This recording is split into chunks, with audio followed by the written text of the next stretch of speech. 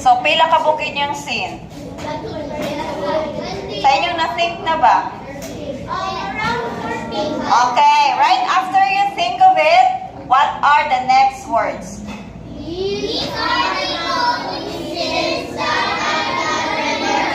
Okay, after that, you will listen to the priest. And then, the priest would say something and bless you and pray for you. After that, the priest will say, how many prayers? What are the prayers? Unsa kay prayers na gi-teach ni Catechist Agnes? First, unsa man?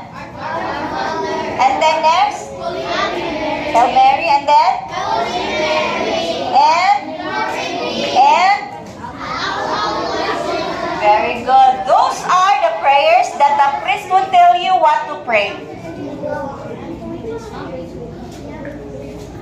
And then after that, the priest would do this. What is this class? And then you will also make the sign of the cross. Okay, I will do this and you will make the sign of the cross. 1, 2, ready, go. No, you will make the sign of the cross. Sige. Sige, the priest will do this and then you will make the sign of the cross. Hello?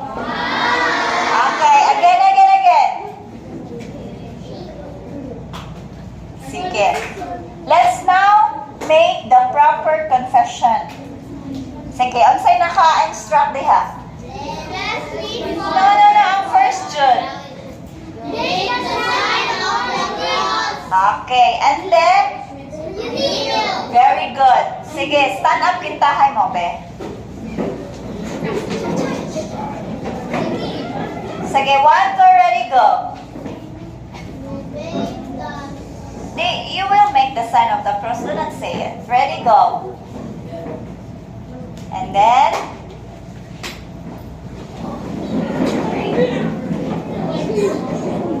We do not say that one in front of the priest. No. Again. When someone is not properly doing it, we will do it again. Sige. Stand up. Okay.